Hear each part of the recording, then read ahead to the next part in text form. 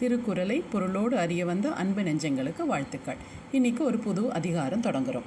தீவினை அச்சம், அதாவது தீய வினை ஆக்ஷன் செயல்கள் செய்கிறதுக்கு அச்சப்படணும், பயப்படணும் அப்படின்னு சொல்கிறார். குறள் எண் 201. தீவினையார் அஞ்சார் விழுமியர் அஞ்சுவர் தீவினை என்னும் செருக்கு. தீவினையார் அஞ்சார், தீய செயல்களை எப்போதுமே செஞ்சிட்ருக்கவங்க அஞ்சார், பயப்படவே மாட்டாங்களாம். விழுமியர் அஞ்சுவர், விழுமியர்னா மேன்மக்கள், ஒழுக்கமுடையவங்க, அவங்க பயப்படுவாங்களாம். தீவினை என்னும் செருக்கு, அந்த தீமையான செயல்களை செய்கிறதுக்கு அஞ்சுவாங்க. தீவினை என்னும் செருக்குங்கிற தீய வினையை ஒரு செருக்கு, அது ஒரு அகங்காரம் அப்படின்னு சொல்கிறார். இதில் தீவினை என்னும் செருக்குன்னு சொல்கிறபோது தீய செயல்களை செய்கிறவன் அவனுக்கு இன்னொரு கெட்ட குணமும் இருக்குது. அது என்னது? அகங்காரம். நான் அப்படின்னு நேசிக்கிறம்போது அது வெறும் செல்ஃப் கான்ஃபிடென்ஸாக இருக்கும். அதுவே கொஞ்சம் உச்சக்கட்டமாக போய் என்னால் மட்டுமே அப்படின்னு சொல்கிறம்போது அது அங்கே அகங்காரமாகுது, செருக்காகுது. அப்படி இருக்கிறவங்களுக்கு தான் தைரியமாக அடுத்தவங்களுக்கு தீய வினையை செய்ய முடியுது. நமக்கே சிலரை பார்த்தா ஆச்சரியமாக இருக்கும், எப்படி இவங்களால் இந்த கெட்ட பழக்கங்களை அடுத்தவங்களுக்கு கெட்டது செய்கிறத இவ்வளவு அசால்ட்டாக இவ்வளவு ஈஸியாக செய்ய முடியுது அப்படின்னு பார்த்தா, திருவள்ளுவர் என்ன சொல்கிறாருன்னா, அவன் அத்தனை கர்மாவை செஞ்சுக்கிட்டே இருந்திருக்கான், எத்தனை காலமாக அதை பழகிக்கிட்டே இருந்திருக்கான் அப்படின்னு சொல்கிறார். இந்த தீவினை பழக்கத்தை நம்ம தெரிஞ்சு வச்சிட்ருக்கோமோ இல்லையோங்க, திருடங்க நல்லா தெரிஞ்சு வச்சு ஸ்கூல் போட்டே நடத்துகிறாங்க. எப்படி திருடுறது, எப்படி பைக்கை களவாடுறது, எப்படி செயின் எடுக்கிறதுன்னு. அடுத்தவங்களுக்கு தீமை செய்கிறத பயப்படுறவங்கள விழுமியர் அப்படின்னு பாராட்டுறார். அதாவது அவங்க தான் பெரியவங்க, அவங்க தான் நல்லவங்க, ஒழுக்கமானவங்க. குறள் எண் 202. தீயவை தீய பயத்தலால் தீயவை தீயினும் அஞ்சப்படும். தீயவை, தீமையான செயல்களை செய்கிறது தீய பயத்தலால், அது கண்டிப்பாக தீமையை தான் தரும். பயத்தலால்னா தரும். தீயவை, அதனால் இந்த தீமையாக செய்கிறத தீயினும் அஞ்சப்படும். எப்படி நெருப்பை பார்த்து நம்ம பயந்து நகர்றோமோ அது மாதிரி நகர்ந்து பயப்பட்டு நகரணும் அப்படின்னு சொல்கிறார். ஒருத்தனுக்கு ஒரு தீது செஞ்சால் கண்டிப்பாக நமக்கு அந்த தீது திரும்பி வரதான் வரும். செய்யாமல் இருக்கிறது நல்ல குணம்னு சொல்லி பார்த்தாரு. அது கேட்கலையா? நீ தீமை செஞ்சினா உனக்கும் தீமை தாண்டா வரும். எப்படி நெருப்புங்கிறது சுடுங்கிறது உறுதியோ அது மாதிரி தீமைங்கிறது நீ அடுத்தவங்களுக்கு செஞ்சினா உனக்கு அந்த தீமை வந்தே தீரும்னு உறுதியாக அடித்து சொல்கிறார். அதோட குணத்தை சொல்கிறார். நெருப்பு எப்படியாக இருந்தாலும் சுடும், அது தனியார் நின்று எரிஞ்சிட்டு இருந்தாலும் சுடும். நீங்கள் ஒரு பண்டத்தை போட்டு எரிச்சிட்டு அது மேலே நீங்கள் தண்ணி தெளிச்சோ சாம்பலை மேலே போட்டோ அதுக்கப்புறமும் தொட்டாலும் அந்த நெருப்புங்கிற தன்மை சுடுங்கிறது உறுதி போல் தீய வினைகளை நீங்கள் செஞ்சீங்கன்னா, அதாவது தீய ஆக்ஷன்ஸ், பேட் டீட்ஸை நீங்கள் செஞ்சீங்கன்னா கண்டிப்பாக உங்களுக்கு அதை திருப்பி அதே விட பன்மடங்காக திரும்பி வருங்கிறது உறுதின்னு அடித்து சொல்கிறார். கெடுவான் கேடு நினைப்பான்னு சொல்லுவாங்க இல்லையா? யாரெல்லாம் கெட்டு போகிறாங்களோ அவனு தான் அடுத்தவனுக்கு கேடை பற்றியே நினைப்பானா. அடுத்தவங்களுக்கு கெடுதியை செய்யாமல் இருக்கிறது ஒரு நல்ல குணம், ஒழுக்கமான குணம். நீ பெரியவன் ஆவா அப்படின்ட்டுலாம் அட்வைஸ் பண்ணுறதை விட இப்போ என்ன சொல்கிறாரு, உனக்கு கூட அது கெடுதியடா, நீ எப்படி தீயோட விளையாடுறியோ தீயச்சோட போறியோ அது மாதிரி உனக்கு அது கண்டிப்பாக சுடும். அதனால் தீயவைகளை செய்யாத அப்படின்னு சொல்கிறார். குறள் எண் 203.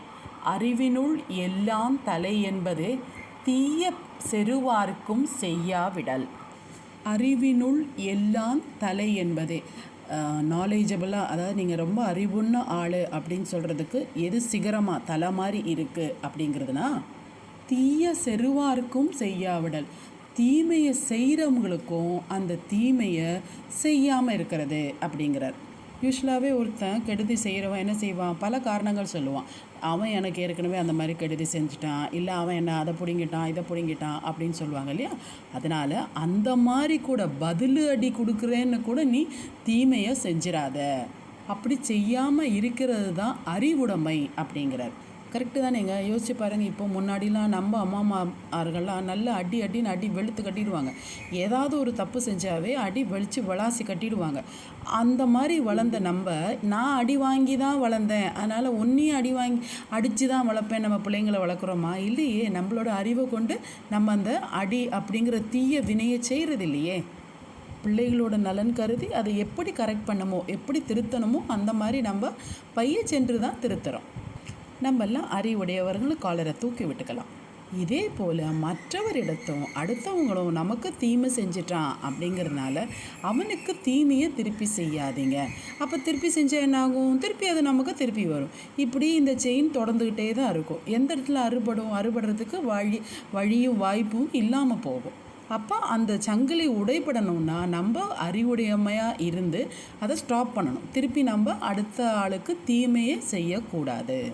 ஏதாவது ஒரு காரணத்தை தேடி கண்டுபிடிச்சு அதை சொல்லியேனும் தீமையை செய்கிறத செய்யாதீங்க அப்படின்னு அறிவுறுத்துறார். குறள் எண் 204 இன்னொரு படி மேலே போயிடுறார். மறந்தும் பிறன் கேடு சூழற்க சூழின் அறஞ்சூழும் சூழ்ந்தவன் கேடு அப்படிங்கிறார். மறந்து போய் கூட அடுத்தவனை கெடுக்கலாம் அப்படின்னு சூழற்க அப்படின்னு நினைக்காத. அப்படி சூழின் அப்படின்னு நினச்சின்னா அறம் சூழும். அறம்ங்கிறது தர்மம் சொல்கிறோம்னா அந்த தர்மம் யார் நினைக்கிறானோ அவனுக்கு கேடு விளைவிச்சிடும் அப்படின்னு சொல்கிறார். இது தாங்க இப்போ நம்ம ஆங்கிலத்தில் சைக்காலஜி மேனிஃபெஸ்டேஷன்லாம் சொல்கிறோம். எதை நினச்சிக்கிட்டே இருக்கோமே யோசிச்சு பாருங்களேன். உங்களுக்கு ஏதோ பக்கத்து வீட்டுக்காரன் ஏதோ ஒரு கெடுதி பண்ணிட்டான், அவனுக்கு ஏதாவது ஒரு கெடுதி பண்ணணும்னு நீங்கள் நினச்சிக்கிட்டே இருக்கீங்களா? அந்த கெட்டதை பற்றியே தான் நினச்சிட்டு இருப்போம். அப்படியே மனசுக்குள்ளார எப்படியெல்லாம் கெடுதல் செய்யலாம் அப்படின்னு யோசிச்சுட்டே இருப்போம். அப்படி யோசிச்சுட்டே இருக்கோம் போது என்ன ஆகுது? நம்ம மைண்டு ரொம்ப காம்ப்ளிகேட் ஆகுது. நம்மளுடைய சப்கான்ஷியஸ் மைண்டில் போய் ரெஜிஸ்டர் ஆகுது. கெடுதல் செய்யணும் அப்படிங்கிறதாங்க ரெஜிஸ்டர் ஆகும் நம்ம மைண்டுக்குள்ளார. அந்த மைண்ட் என்ன செய்யும்னா யாருக்குங்கிற அந்த பர்சன் நவுனே எடுக்காது. இது அறிவுபூர்வமாக கண்டறிஞ்ச உண்மை. அந்த ஆக்ஷன்ஸ் எந்த செயல்பாடுகளோ அது மட்டும்தான் மூளையில் ரெஜிஸ்டர் ஆகும். செய்யணும் அப்படிங்கிறது மட்டும்தான் அதை எடுத்துக்கும். யாருங்கிறத விட்டுடும். அப்போ என்ன செய்வோம்? நம்மளே நமக்கு குழியை தோண்டிக்குவோம். யாரும் நமக்கு கெடுதல் நடத்தி வைக்கணுங்கிறதே இல்லைங்க. நம்மளே செஞ்சுருவோம் கெடுதலை. அதைத்தான் இங்கே சொல்கிறார் வள்ளுவர். நீ மனசார அடுத்தவனை நினச்சின்னா உனக்கு கண்டிப்பாக கெடுதி வந்துடும் அப்படிங்கிறார். மனசால நினைக்கக்கூடாது. இந்த குறளுக்கு உரையாசிரியர்கள் எல்லாமே அறமே, அதாவது அறக்கடவுள் தர்மம் அதுதான் நம்மளுக்கு திருப்பி கெடுதல் செய்யும் அப்படின்னு சொன்னாலும் எனக்கு என்னமோ சைக்கலாஜிக்கலி இது ரொம்பவே நம்மையே சார்ந்தே மீனிங் எடுத்துக்கலான்னு தோணுதுங்க. பிரெயினுக்கு fake it till you make it அப்படின்னு சொல்லுவாங்க. அதாவது பிரெயினுக்கு நீங்கள் இன்ஸ்ட்ரக்ஷன்ஸ் கொடுத்து நம்ம திருத்திக்க முடியுங்க. அது நம்ம என்ன நினைக்கிறோமோ அந்த வினைகளை மட்டுமே தான் அது உள்ளே இழுத்துக்கும். ஃபார் எக்ஸாம்பிள், நீங்கள் நாளைக்கு நான் சீரியல் பார்க்கக்கூடாது அப்படின்னு நினச்சிட்டு படுக்கிறீங்கன்னு வச்சுக்கோங்க. காலையில் ஏஞ்சோன்னே முதல் வேலையாக போய் டிவி ஆன் பண்ணி சீரியலை தான் பார்ப்பீங்க. ஏன்னா அந்த பிரெயினுக்கு இன்ஸ்ட்ரக்ஷன் எப்படி போகும்னா சீரியலை பார்க்கக்கூடாது, சீரியல் அப்படிங்கிறது மட்டும் போகும். பார்க்கக்கூடாதுங்கிறது அதுக்கு பிடிச்ச விதமாக எடுத்துக்கும் போய் ஆன் பண்ணிடும். ஏன்னா இத்தனை நாள் நம்ம பார்த்து பழகிருக்கோம் இல்லையா? அந்த பழகின இன்ஸ்ட்ரக்ஷன் தான் அதுக்கு மேல் நோக்கி போய் சேரும். இதுக்கு பதிலாக இப்படி சொல்லி பாருங்கள். காலையில் ஏஞ்சோடனே நான் இன்றைக்கி நியூஸ் சேனல் பார்க்க போகிறேன் அப்படின்னு. அது கண்டிப்பாக நீங்கள் பாருங்கள், டிவி ஆன் பண்ணுவீங்க, நியூஸ் சேனல் உங்களை அறியாமல் எடுத்துகிட்டு போயிடும். நம்ம வாழ்க்கை முன்னேற்றத்துக்கு நாம் என்னெல்லாம் செய்யணும்னு யோசிக்கிற அந்த டயத்தை விட்டுட்டு நம்ம எதுக்குங்க அடுத்தவனுக்கு எடுக்கிறத பற்றி யோசிக்கணும்? அடுத்தவன் வீட்டில் முள்ளெல்லாம் கட் பண்ணி போடணும்னு நினைக்கிறதுக்கு பதில் நம்ம வீட்டு வாசலையும் நம்ம வீட்டுக்குள்ளாரையும் க்ளீன் பண்ணால் போகாது. நம்ம முன்னேற்றம் தன்னை போல் அமையுங்க, அது உறுதி. குறள் எண் 205. இளன் என்று தீயவை செய்யற்க செய்யின் இளனாகும் மற்றும் பெயர்த்து அப்படிங்கிறார். இளன் என்று தீயவை செய்யற்க, இல்லை அப்படின்னு தீயவையை செய்யாதீங்க. செஞ்சீங்கன்னா இளனாகும் மற்றும் பெயர்த்து இருக்கிறதும் இல்லாமல் போயிடும் அப்படிங்கிறார். எனக்கு நல்லா ஞாபகம் இருக்குங்க. எங்கள் பாட்டிலாம் அந்த காலத்தில் வீட்டில் திருட்டு போச்சுன்னா இருக்கிற தரித்திரம் போச்சுன்னு சொல்லுவாங்க. அதே மாதிரி செருப்பு தொலைஞ்சாலும் நம்மளை விட்டு பீட போச்சு அப்படிம்பாங்க. ஏதாவது நம்மகிட்டேருந்து தொலைஞ்சு போச்சுன்னா அவங்க சொல்கிற முதல் வேர்டு இதுதானா இருக்கும். நம்மளை விட்டு தரித்திரம் பீடை அப்படிலாம் போச்சு. அப்போ நான் என்ன அர்த்தம்? எடுத்தவனுக்கு அது போய் சேர்ந்ததுன்னு அர்த்தம். இது நம்ம கால நடைமுறையிலே நம்மளைய பெரியவங்க அந்த மாதிரிலாம் சொல்லியிருக்காங்க. திருவள்ளுவர் எவ்வளோ தெளிவாக சொல்கிறார் பாருங்கள். ஏழையாக நான் இருக்கேன், என்கிட்ட பணம் இல்லை அப்படின்னு நீ அடுத்தவன் செங்கிலியை பறிச்சின்னா எடுத்தினா உங்ககிட்ட இருக்கிறதும் ஏழ்மையாக தான் இல்லாமல் தான் போயிடும். அதுவும் நல்லா பாருங்களேன், திருடுற யாருமே பெரிய பணக்காரங்களாக ஆறவே இல்லைங்க. நீங்கள் நினைக்கலாம் அப்படி கிடையாது, நிலங்கள்லாம் ஆட்டையை போடுறவன் சொத்து, கோயில் சொத்து அதெல்லாம் அபகரிச்சிருக்கவன் நல்லா தானே இருக்கான்னு. அவன் பணத்தில் நல்லா இருக்கலாங்க, அவனுடைய சொத்தான மக்கள் சொத்தில் பாருங்கள் போயிருக்கும். எங்கேயோ ஒரு இடத்துல கண்டிப்பாக அடி வாங்க தான் செய்யும். வள்ளுவர் சொல்கிறது பொய்யாகுமா என்ன? அதனால் நம்மக்கிட்ட இல்லைன்னு நினச்சி கூட அடுத்தவங்களுக்கு தீயதை செய்யக்கூடாது.